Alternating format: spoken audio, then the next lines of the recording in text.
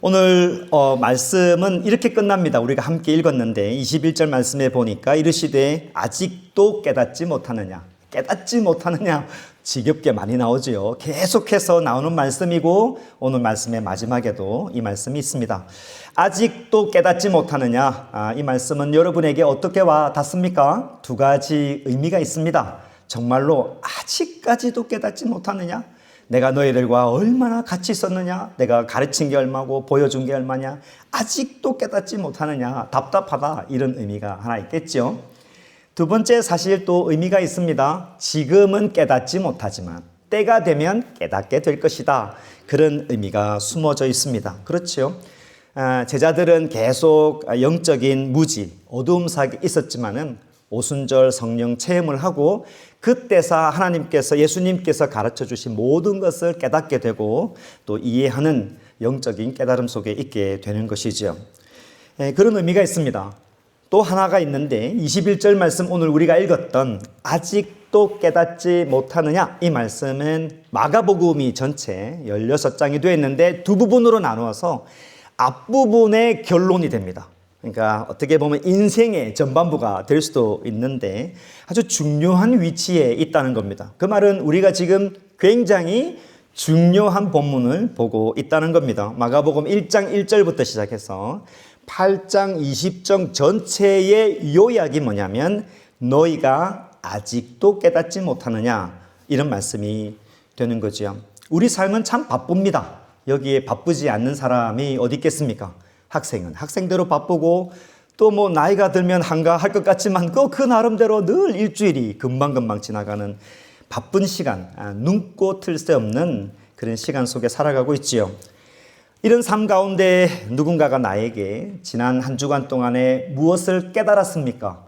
하나님과 함께 무엇을 깨달았습니까? 라고 물을 때에 예, 한 주간 동안에 제 인생에 대해서 이런 것을 깨달았습니다.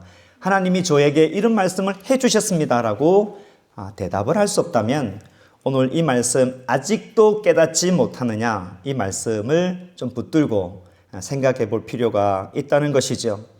마가복음 전체의 전반부의 요약인 것처럼 우리 인생의 전반부에서 아직도 깨닫지 못한 일이 있었다면 우리 남아있는 인생의 후반부에는 또 하나님이 부르시고 하나님 앞에 설 때까지는 좀 깨닫는 인생이 되시기를 주의 이름으로 축복합니다.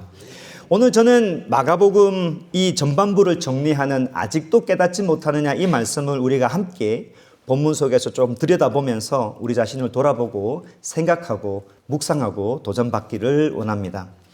오늘 본문의 시작이 되는 것이 11절인데 항상 성경은 쭉 이음 속에서 보는 게 중요하죠. 10절 말씀은 이렇게 끝마칩니다. 곧 제자들과 함께 배에 오르사 달마누다 지방으로 가시니라 이렇게 되어 있습니다. 익숙치 않는 이름이 나오지요. 같은 본문을 다루고 있는 마태복음에서는 마가단이라는 이름이 나옵니다. 마가단 지경으로 가셨다라고 되어 있습니다. 솔직히 저도 어딘지 잘 모릅니다. 그냥 대충 성경 신학자, 역사의 사람들이 갈릴리 호수의 서쪽으로 갔다. 서쪽 주변에 있을 것이다 라고 추정을 합니다. 그러니까 중요한 그림이 뭐냐면 예수님이 이제 이방 땅에서 유대 땅으로 다시 돌아오셨다. 이런 그림이 되는 것이지요. 그렇게 예수님께서 유대 땅으로 돌아오셨습니다. 유대 땅에서 떠나서 이방 땅을 돌다가 다시 유대 땅으로 돌아오셨다는 그림을 여러분이 안고 있어야 합니다. 그렇게 다시 유대 땅에 돌아왔는데 우리에게 익숙한 한 사람들이 다시 등장하지요. 바리새인들입니다.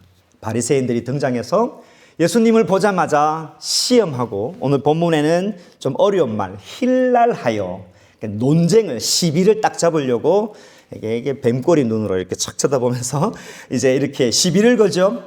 어떻게 시비를 걸었습니까? 하늘로부터 보여지는 표적을 보여주세요. 이렇게 시비를 걸죠.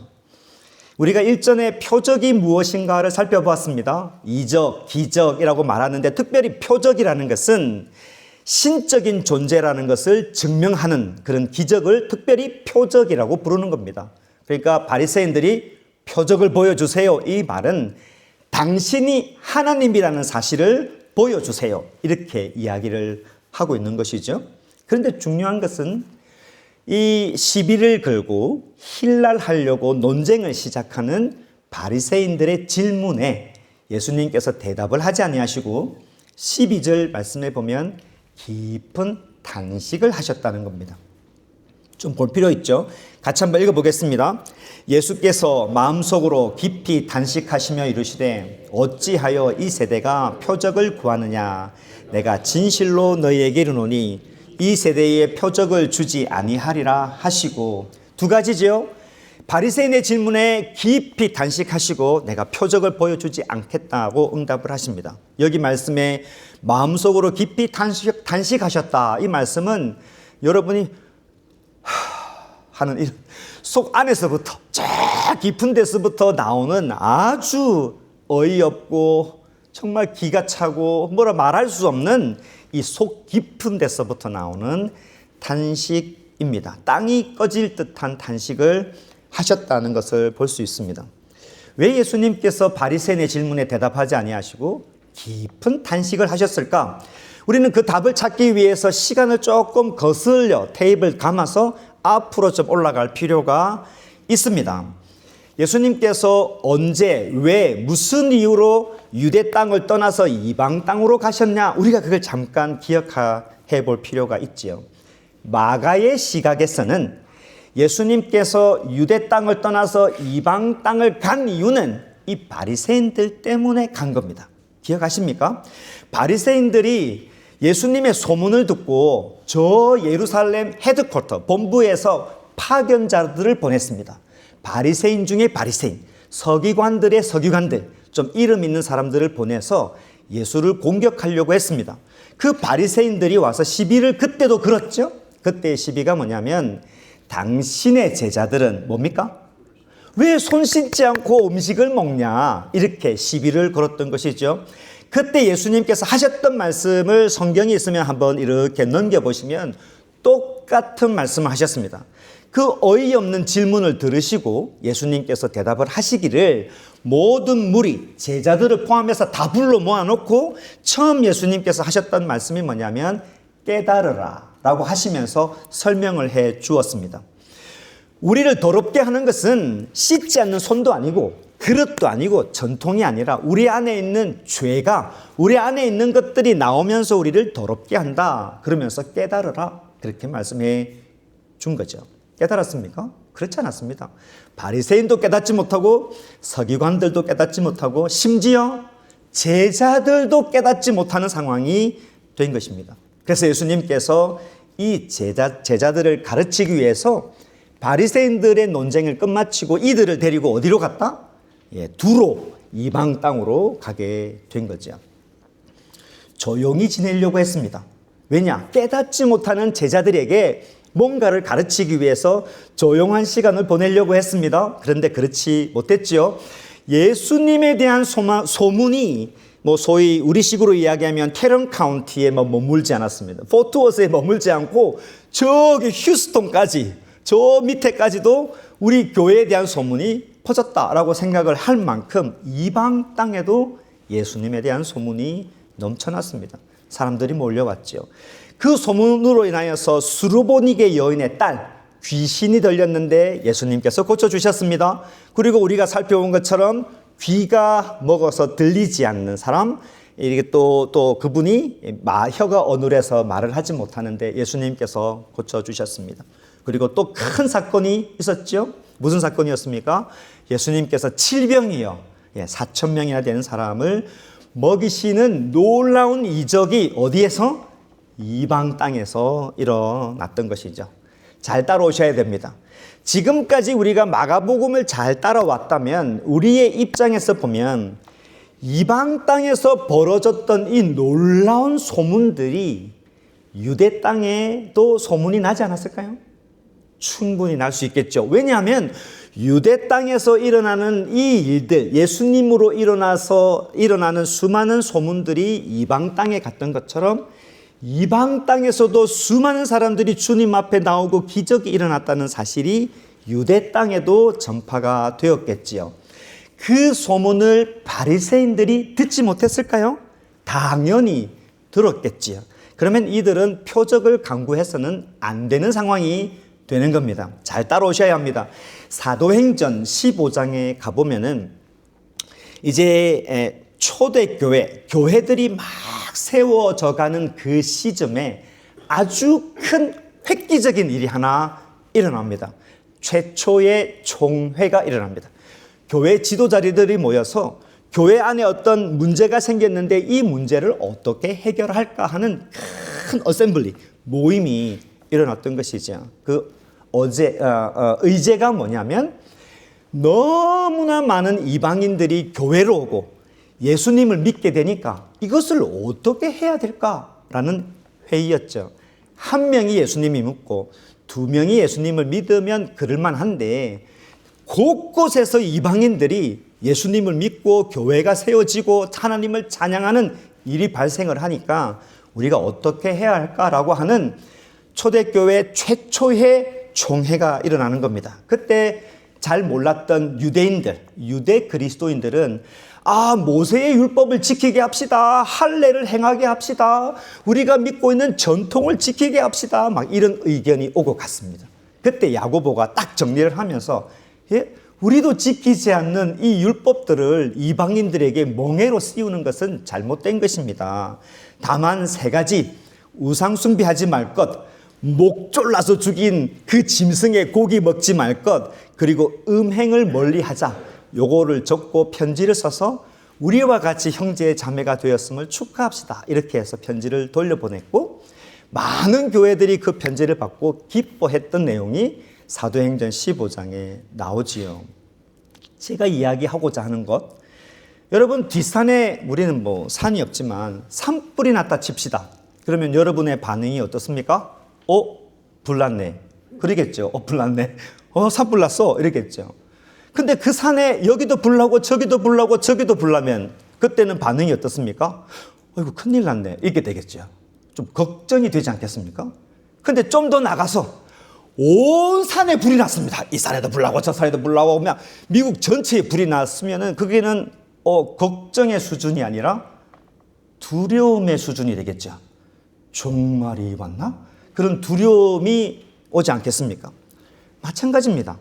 이방인 한두 사람이 믿으면 누군가 예수님 믿었겠지 그럴 수 있는데 곳곳에서 많은 이방인들이 주님 앞에 나오고 하나님의 은혜를 받는 장면들이 생기면 경외심이 생기고 감격이 되고 두려움이 오겠지요. 그러나 바리새인들은 그러지 못했다는 겁니다. 많은 이방인들이 주님 앞에 나오는 것을 보았을 때는 그렇게 개처럼 여겼던 이방인들이 하나님 앞에 나왔으니 하나님을 두려워하고 감격하고 하나님의 은혜를 노래했어야 함에도 불구하고 전혀 예수님을 두려워하지 아니하고 아이들처럼 이렇게 표적을 보여주세요라고 하는 아주 속 좁은 안목의 모습들을 볼 수가 있죠. 미국에 와서 목사다 보니까 미국 목회를 좀 배워보려고 학교 옆에 있었던 사우스 클리프에 한 4년 동안 다녔습니다. 그 교회 입장에서는 제가 이방인이 되겠죠. 우리 교회에 보면 우리 교회 참 독특한데 미국 분들이 많잖아요. 그러니까 제가 미국 교회 화이트 교회 같지만 제가 이방인인데 그냥 좀 쉽지 않았습니다. 언어도 다르고 문화도 다르고. 근데 제가 지금까지 잊지 못하는 하나의 이벤트가 있었습니다. 땡스기빙이 지나고 성탄절이 났던 한 해의 마무리 즈음에 되었습니다.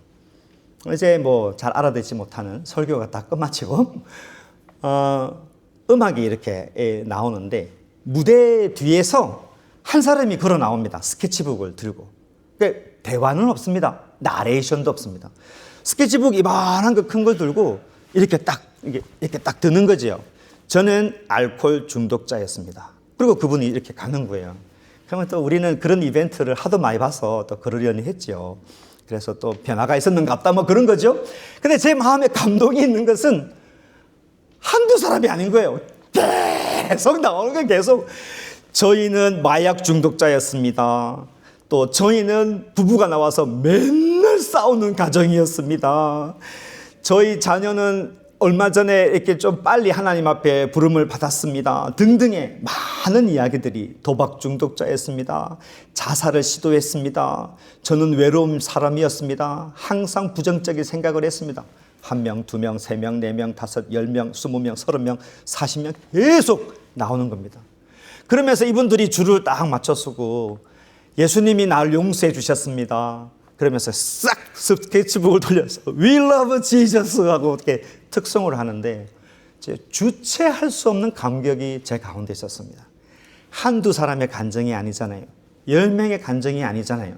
한 40여 명 되는 사람들이 흔들면서 자기 인생을 변화시켜 주신 그 하나님의 은혜를 노래하니까 이게 감격을 떠나서 보이지 않는 하나님의 임재에 대한 약간 두려움까지 느껴질 만큼의 일들이 제 속에서 일어났습니다. 얼마나 놀랍습니까? 거부할 수 없는 하나님의 임재, 무시할 수 없는 감격들이 우리 가운데 있는 것이죠. 그렇게 하나님의 은혜가 나면 감격할 수밖에 없습니다. 아주 뚜렷하고 아주 확실한 힘 있는 하나님의 임재가 드러나면 우리는 때로 감격을 넘어서 두려워할 수밖에 없는 마음이 생기는 거죠. 그런 입장에서 보면 왜 예수님이 탄식하였는지 알 수 있습니다. 바리새인들은 두려움이 없었습니다.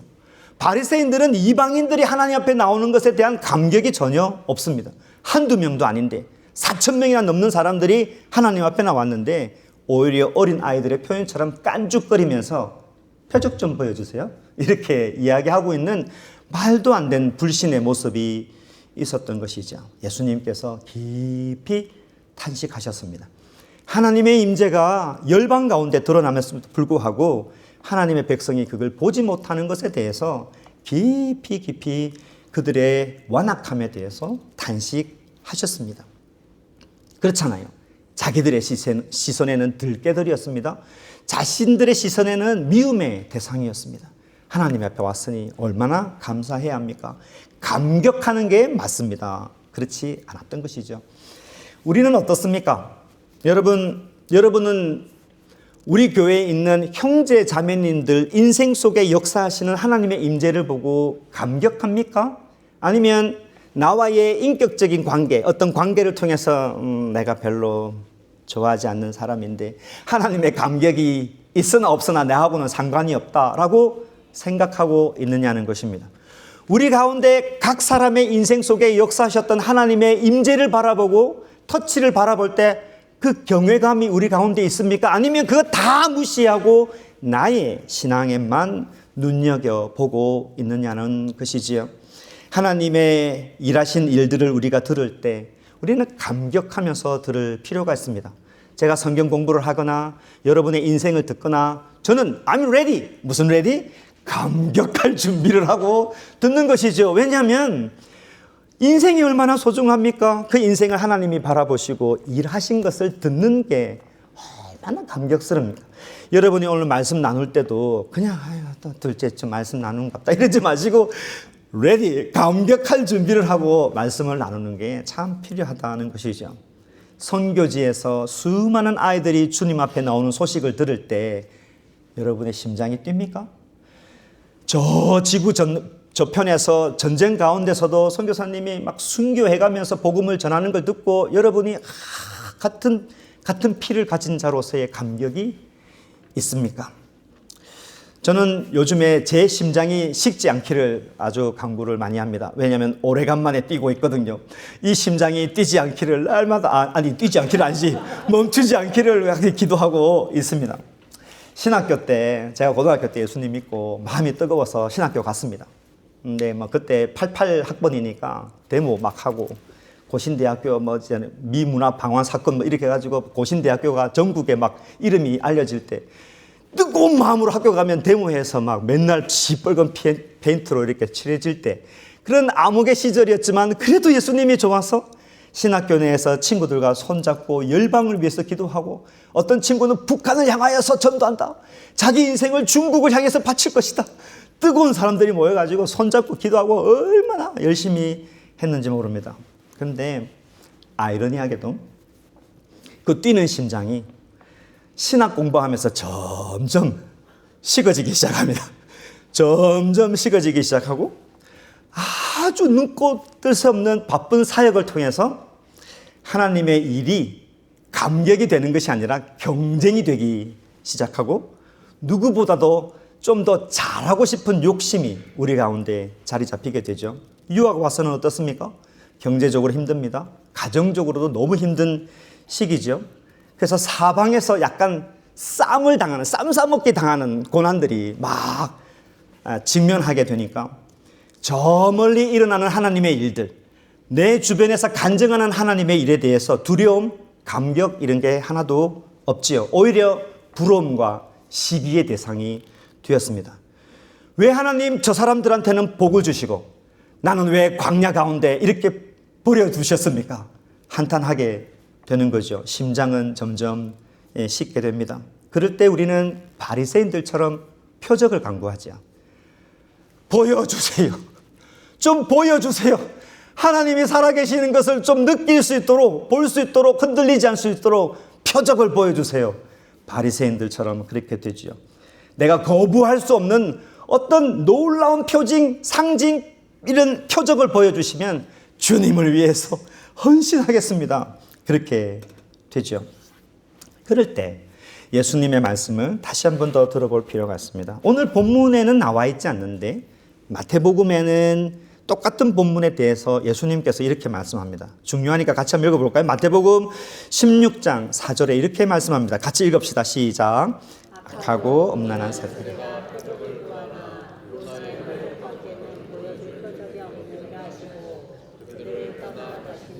마가복음에는 내가 표적을 이 세대에는 안 보여주겠다고 그랬지만은 마태복음에는 요나의 표적 말고는 내가 보여줄 게 없다라고 16장에서 말씀하시는데 그 앞에 올라가 보면은 마태복음 12장에 보면 요나의 표적에 대해서 좀 설명을 해줍니다. 요나가 하나님의 명령을 들었지만 다시스로 도망갈 때 큰 물고기 속에 갇힌 걸 알잖아요. 사흘 동안에 뱃속에 있었던 것처럼 인자도 땅 속에 있어야 된다라고 설명을 해주셨습니다. 그러니까 요나의 표적이라는 것은 예수님께서 십자가에 오르셔서 죽으시고 무덤에 장사되는 것을 이야기합니다. 예수님의 말씀은 내가 너희들에게 보여줄 표적은 이 하나밖에 없는데 십자가의 표적밖에 없다. 이런 말씀을 하게 되는 거죠. 바리새인들은 그 이야기를 듣고 하고 아멘 했겠습니까? What are you talking about? 이렇게 되겠죠. 무슨 소리를 하고 있는 거냐. 그런데 이 시대를 살아가고 있는 우리는 요나의 표적 말고는 내가 너희들에게 보여줄 게 없다라고 이야기하면 이 말씀을 우리가 어떻게 받아야 할 것입니까? 우리가 이 시대를 살아갈 때 힘들고 하나님 제발 표적 하나만 보여주시면 내가 내 인생 이렇게 힘들지만 이겨나갈 수 있습니다라고 할 때 우리가 붙잡을 수 있는 표적은 요나의 표적밖에 없다는 것에 강조가 되겠죠. 그렇습니다. 십자가에 대한 감격이 없으면 삶에 대한 감격이 없어집니다. 십자가에 대한 감격이 없으면 나의 믿음의 형제 자매에 일하시는 하나님의 일에 대해서 별 관심이 없습니다. 내가 십자가에 대한 진실한 감격이 없으면 지구 저편에 일어나는 그 많은 하나님의 일에 대해서는 남의 일이 되는 것입니다. 그렇습니다. 나의 심장이 식었다면 우리가 회복되어져야 될 것은 십자가에 대한 감격, 요나의 표적에 대한 이 감격이 회복되어야 합니다. 직설적으로 도전해 볼까요? 여러분은 주님의 십자가 때문에 날마다 뜁니까? 주님의 십자가를 생각하면 주체할 수 없는 눈물이 흐릅니까?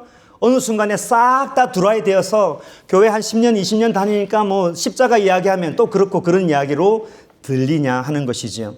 나의 눈물이 마르지 않도록, 나의 입술이 굳어지지 않도록 하나님 나를 구원해 주셔서 너무 감사합니다. 십자가의 찬양을 부를 때마다 잠잠하던 심장이 막 뛰는 일들이 우리 가운데 회복이 되시기를 주의 이름으로 축복합니다. 사도 바울은 고린도 교회에게 그래서 이렇게 편지를 썼습니다. 고린도전서 1장 18절 말씀이죠. 같이 읽어봅시다. 십자가의 도가 멸망하는 자들에게는 미련한 것이요 구원을 받는 우리에게는 하나님의 능력이 됨이라. 아멘. 정말 십자가가 하나님의 능력이 되시기를 바랍니다. 절대 그렇게 하지 않기를 바랍니다. 그거는 아는데요. 이렇게 하지 않기를 바랍니다. 십자가는 하나님의 능력임에도 불구하고 그거는 맞는데요 라고 하면서 다른 것을 애드하지 마시기를 바랍니다. 십자가는 우리를 살립니다. 십자가는 우리의 심장을 뛰게 합니다. 십자가는 우리를 반드시 살립니다. 우리가 안 되는 이유는 답을 다른 곳에서 자꾸 찾으려고 하기 때문입니다. 예수님께서 그러셨습니다. 탄식하셨죠. 그래서 행동으로 옮기십니다. 이 바리새인들을 떠나서 배를 타셨습니다. 아마도 급하게 배를 타신 것 같습니다. 오늘 본문에는 급하다는 단어가 없는데 본문을 읽어보면 아마 급하게 하고 바로 가자라고 이야기하셨던 것 같습니다. 14절 말씀이죠. 상황이 이렇게 되었습니다. 같이 읽어봅시다. 제자들이 떡 가져오기를 잊었음에 배에 떡 한 개밖에 그들에게 없더라. 떡이 하나밖에 없습니다. 제자들의 입장에서는 미리 알았으면 미리 준비했겠죠. 계획에 있었으면 미리 준비했겠죠. 배를 타고 건너가는 게 계획에 없었던 것입니다. 주님이 바리새인들을 만나고 힘을 써서 배를 타고 건너왔는데 유대 땅에 왔는데 이들을 만나고 하고 다시 배를 타고 예정에도 없이 건너가게 된 상황이고 제자들이 그래서 뭘 준비 못했습니까? 떡을 준비 못했습니다. 상황이 급하게 되었던 것이죠. 우리로 치면 도시락을 좀 넉넉하게 준비해야 되는데 그러지 못했습니다. 달라스의 어떤 공원에 소풍 갑시다 라고 계획을 하고 이렇게 저렇게 사람을 모아서 두 차로 가는데 알고 보니까 도시락이 하나밖에 없으면 우리가 걱정합니까?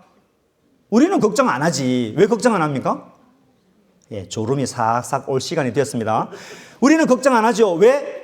맥도날드 가면 되니까. 그죠? 우리는 그렇게 가면 됩니다. 그러나 제자의 입장에서는 배를 타고 가잖아요. 그리고 또 어떻게 보면 어디로 가야 될지 모르니까 도시락 하나 있는 게 이분들에게는 아주 심각한 문제가 되었습니다. 그잖아요. 오늘 본문을 좀 더 적용을 해보면 다음 달 학비를 내야 되는데 지금 수중에 돈이 안 돼요. 딱 그런 상황이에요. 예정에 없던 일이 일어난 겁니다. 렌트비를 내야 되는데 이게 지금 준비가 안 되는 상황입니다.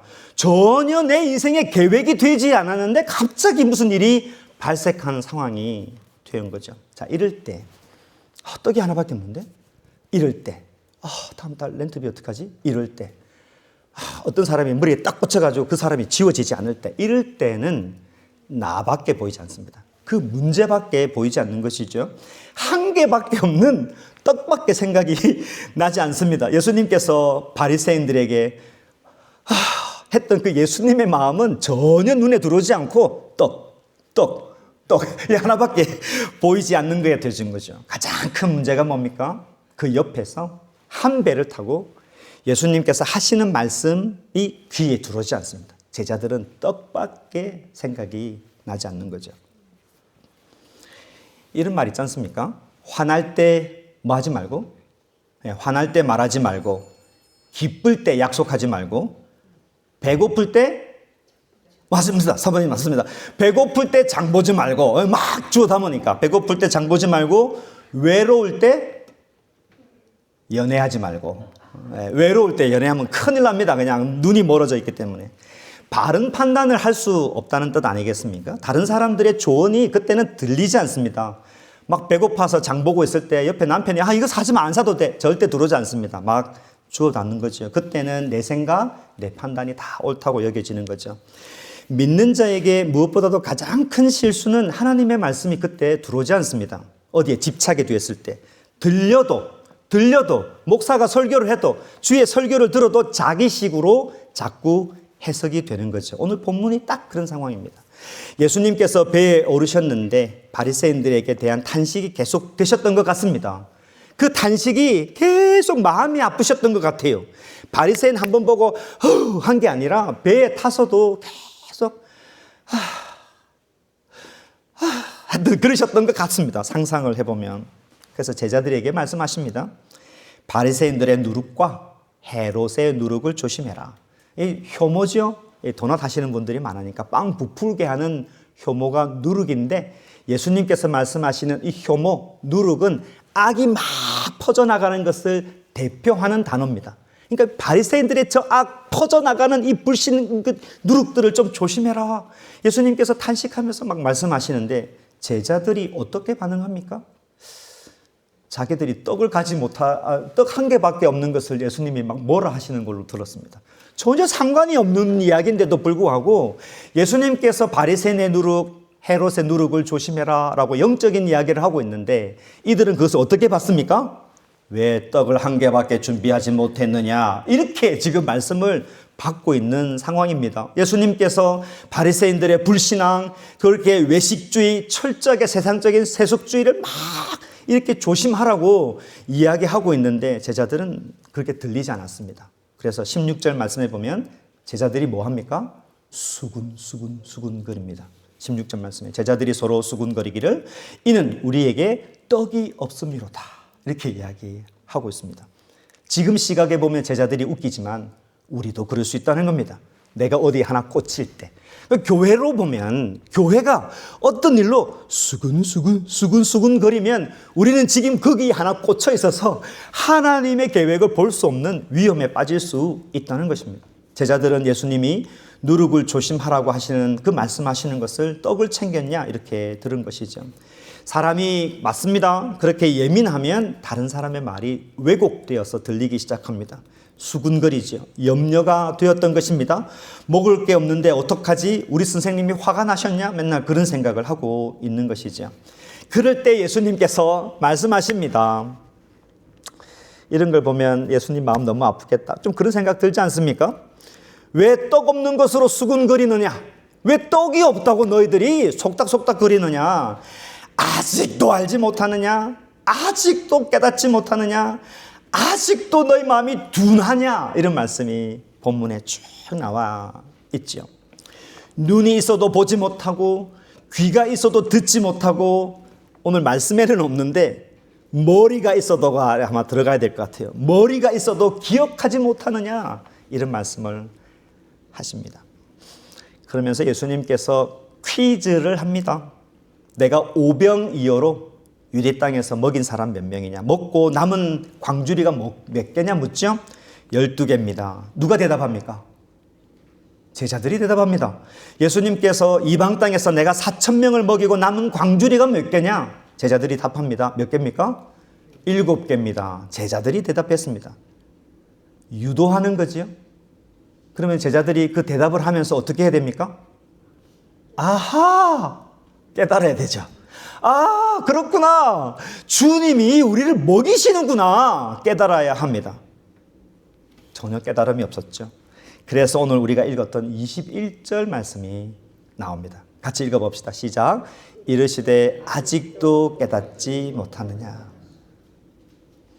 이 질문을 우리 마음속에 깊이 두어야 합니다. 깨달은 척하지만 진짜 깨닫지 못하는 경우가 너무 많습니다. 말씀을 정리하려고 합니다. 예수님은 요나의 표적, 십자가의 능력으로 우리에게 영원한 생명에 대한 감격을 주신 분이십니다. 그 감격을 우리가 회복해야 합니다.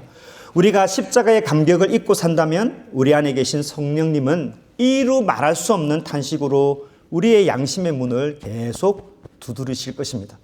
우리가 깨닫지 못할 때 우리 안에 계신 성령님, 우리를 위해서 중보하시는 예수님, 우리를 지켜보시는 하나님은 이루 말할 수 없는 탄식으로 우리를 바라보실 겁니다.